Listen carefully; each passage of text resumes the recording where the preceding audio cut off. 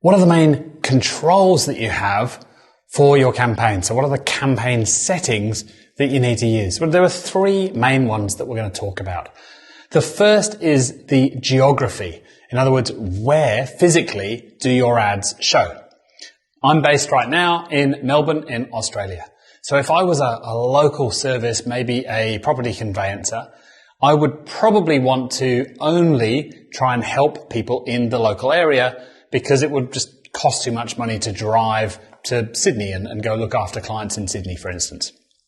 So I would then choose my campaign settings for the geography, the location of where my ads are going to show, as just Melbourne, the city of Melbourne.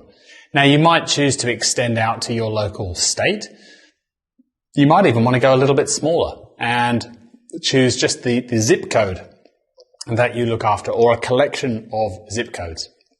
But generally speaking, I'm going to suggest that you start with the city or town that you're in, maybe go a little bit broader, maybe out to the state level. That's probably a good place to start. Maybe you sell products and services nationally, in which case you may want to show ads across your whole country, and you only need one campaign to do that. You don't need a campaign for each state. But that's just going to be a lot more to manage when you're getting started. So you probably want to just rein that in a little bit to help you start small.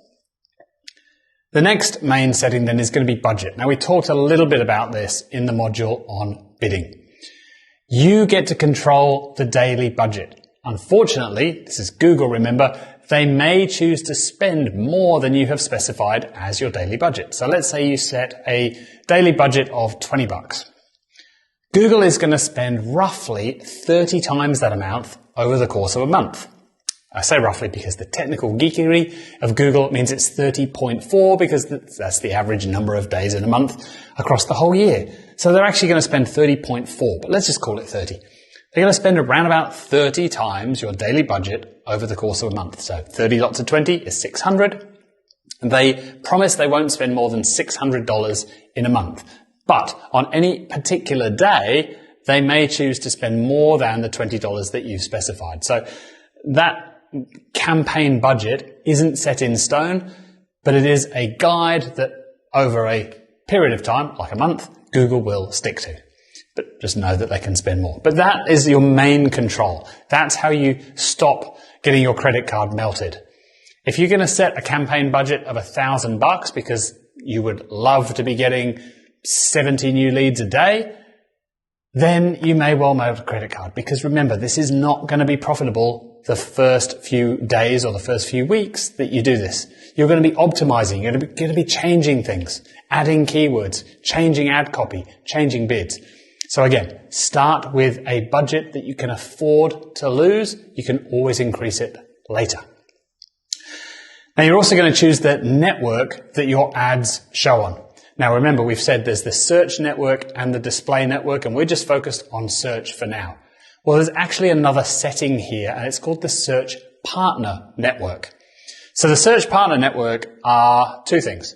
There are a range of other search engines, so think AOL or Jeeves.com, Ask.com, whatever Ask Jeeves became. There are other search engines, and rather than build their whole machine, they basically just borrow some ads from Google and run those, and Google takes a cut of the money.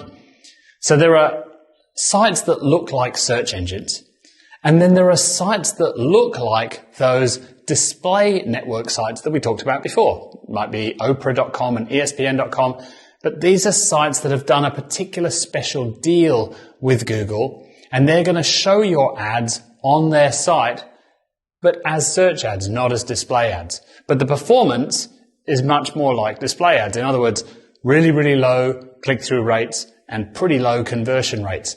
And that all gets mixed in together into this messy thing called the search partner network. Now, you don't get any control over this. You don't get to choose to only be on the search-looking sites and not the display-looking sites. You don't get to bid lower for the search partner stuff. It's either all on or all off. And so when you're starting out, I'm going to suggest that you turn that off. So in the campaign settings, When you set up your campaign, you're going to remove the tick, because by default the tick is going to be there.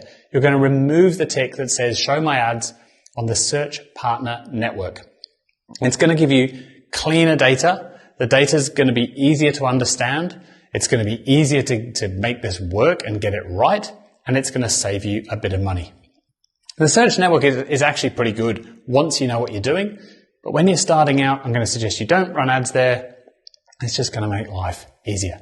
Now, there are a bunch of additional network settings or campaign settings, things like language and the time of day when your ads could show.